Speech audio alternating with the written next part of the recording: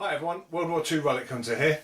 I've been digging, recovering and preserving World War II relics for more than 20 years now, and over that time period I've built up quite a knowledge of World War II relics and what they look like when they first come out of the ground. I'm often asked by people to help them identify World War II relics, so I thought what I'd do is I'd do a series of videos just detailing some of the ways that we identify relics from World War II. Now, I'm going to start with something fairly basic, so for all you guys out there that have been digging for a long while, this is probably going to be a bit basic for you, so this is really aimed at the beginners. I'm going to be talking about cartridges, what each part of the cartridge is called, how to identify basic features about a cartridge, and how to decipher the head stamps as well. So I'm going to show you various different cartridges from World War II. This isn't meant to be an exhaustive, this is everything that you're likely to see kind of video, but hopefully it will give you an idea about the kind of things that you need to look for when you find a cartridge case, so that you can identify it properly, so that you know where it's come from. So let's have a look at some cartridge cases.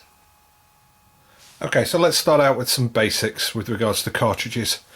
What we've got here is a couple of Hispano-Suiza 20mm cartridges, and we'll just go through a very small amount of the terminology for all of you. So inside here is called the neck.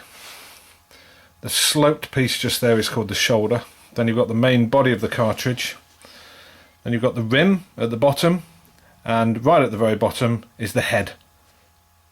That's why we have the marks on the bottom of the head are called the head stamp. Now, head stamps are very important. Not only will head stamps tell you who made the cartridge, but they'll undoubtedly tell you a year as well, and possibly even what the cartridge was for, so tracer or armour piercing or things like that. It will tell you further information if you're lucky. So here then we've got two different sorts of cartridge. On the left we've got standard British 303, and on the right standard American 30 cal. Now if you look down the bottom at the rim, you'll see that 303 cartridges are what's known as rimmed. In other words, the base of the cartridge, the head, the diameter of that is greater than the diameter of the cartridge case itself.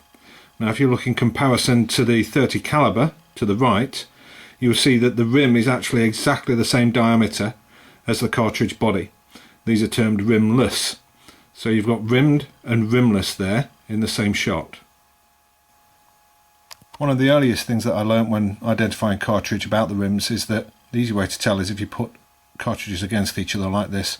So you can see if I come in on the rim there, you'll see that the rim and the cartridge body case are both touching the cartridge next to it, which means they're both exactly the same diameter. If you look at the 303s, you'll see that when you put them together so that the rims are together, rim is touching the cartridge body, you can see a gap between the cartridge cases, showing that the rim is wider in diameter than the cartridge body. So I've got rimmed cartridges and rimless cartridges, and then we'll come across here to these. These are 20mm cartridges. Now these two on the left are Hispano-Suiza cartridges, and these are rimless. Again, if we move the cartridge up so that the rim and the body touch the cartridge next to it, you'll see there's no gap. This one, however, is also a 20mm, looks very similar, but in actual fact is an All-Lichen 20mm and not a Hispano-Suiza. Now the reason we can tell this is because this has got something called a rebated rim. So again, cartridges next to each other, and you'll see that the rim is actually smaller in diameter compared to the body of the cartridge. So that's termed a rebated rim. Now this is a distinct difference between All-Lichen cartridges and Hispano-Suiza, and it's an immediate way of telling the difference between the two when they come out of the ground. They do look slightly different as well, but obviously when they're all covered in mud, if you can see the rim, that helps a great deal. So we've got rimmed, rimless, rebated rim, and now we've got these two. We've got a, let's move those out of the way, we've got a Russian 23mm VYA on the left and a German 20mm Solothurn. Now both of these look like they're rimless, but in actual fact these are termed belted. And the reason they're termed belted is because they've both got a metal ring going around the base of the cartridge. So we've got rimmed, rimless, rebated rim, belted. There are a couple of other different variations on that, but these are the important ones for identifying World War II cartridges.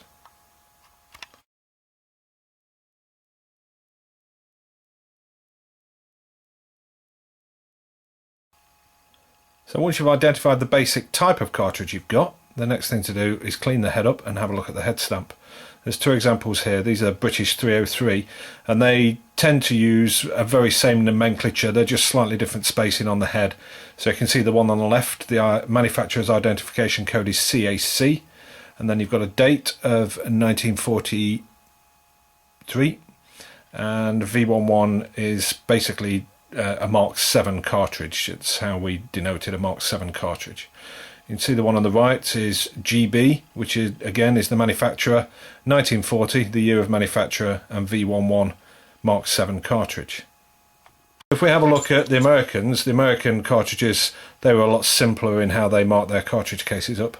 So the one on the left, you can see the best, that's LC, which is Lake City, 1942. So all we've got is a manufacturer code and a year. The one next to it in the middle, RA, Remington Arms. Down the bottom you can see 41, which is 1941. You also get exactly the same on the American 50 cal. By the way, the reason for the holes is I like my cartridges to be visually inert. So in other words, if somebody comes around to view my collection, they can see straight away that these are inert cartridges that could never be made to fire again. So we can see here on the bottom of these cartridges, again, we've got the same kind of nomenclature. So DM is Des Moines, 1943. You've got an SL there, which is St. Louis, and a single digit 4, which is 1944. Another one, St. Louis, 44, and again. And then you've got a Remington Arms one, 1942. So you can see that the kind of nomenclature the Americans used was very basic, far easier to decipher than some of the British ones. If we have a look now at the 20mm cartridges, again, these are straightforward, follow the same kind of thing. So you've got a manufacturer code there, which is BBC, and that doesn't stand for British Broadcasting Corporation. Date 1941, and then very nicely 20mm on the bottom, so they even tell you the caliber. Again, most of the 20mm Hispano Suiza follow the same kind of methodology as do the Orlikon ones. So you've got RH here and the year of 1943. And the Orlikon cartridges are invariably marked up OE and then Z. Let's have a look at some smaller caliber stuff. So left hand side we've got 45 cal. In the middle we've got 9mm, and then we've got a .380 cal on the right hand side. Now those two sometimes get mixed up, but you can see clearly from the description at the beginning of this video that they are distinctly different, because the 380s are rimmed and the 9mm are rimless. Otherwise they're very, very similar in size, but that would automatically give it away that the rimmed cartridges is a 380 and your rimless is 9mm. So if I have a look at the head stamps again on these, so here we have the 45 cals. Let me get them in shot. There we go. So the one on the right is Remington, 45 ACP. 45 is obviously the caliber, and ACP stands for automatic Colt pistol.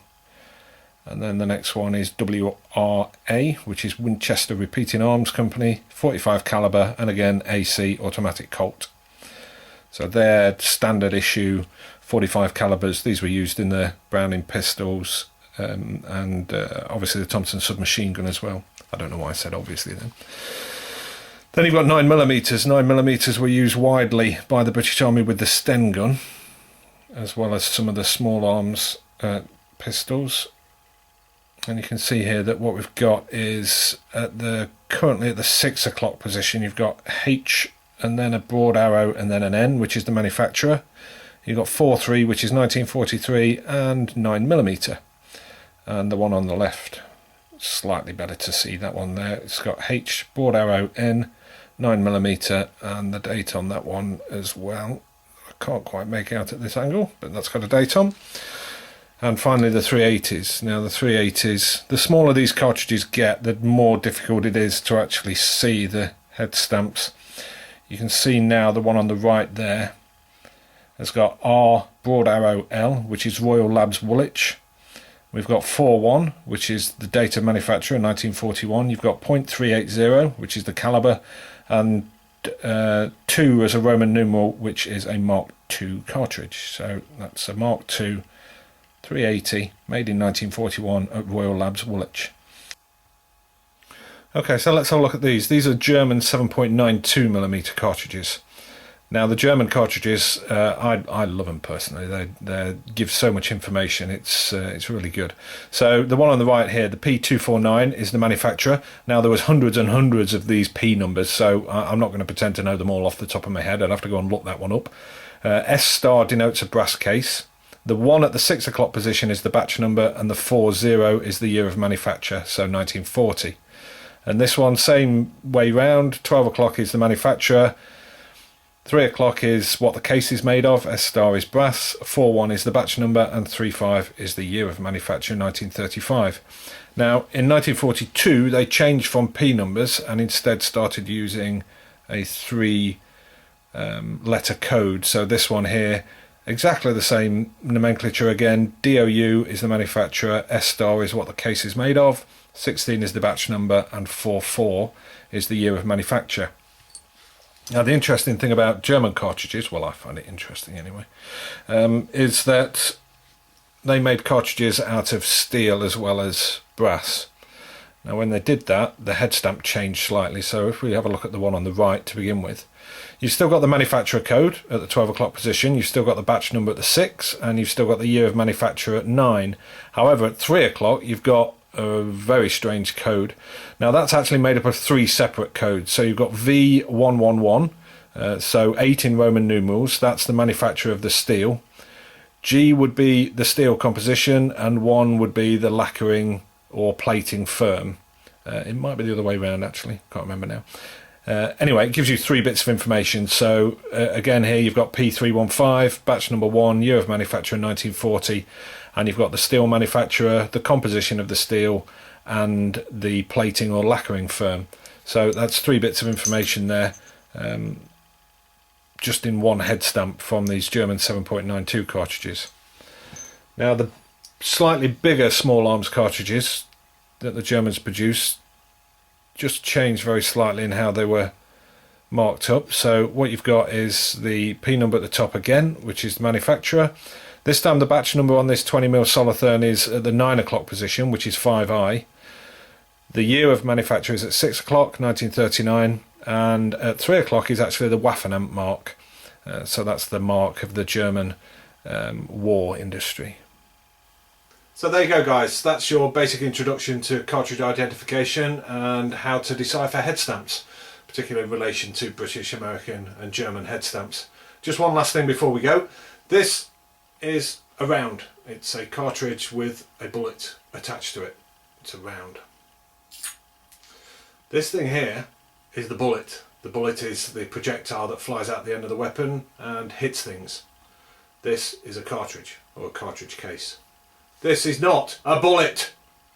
Annoys the heck out of most collectors when people call these bullets. This is a cartridge, or cartridge case if you like. That's the bullet. So there you go. Your introduction to cartridges. Happy hunting. Catch you later.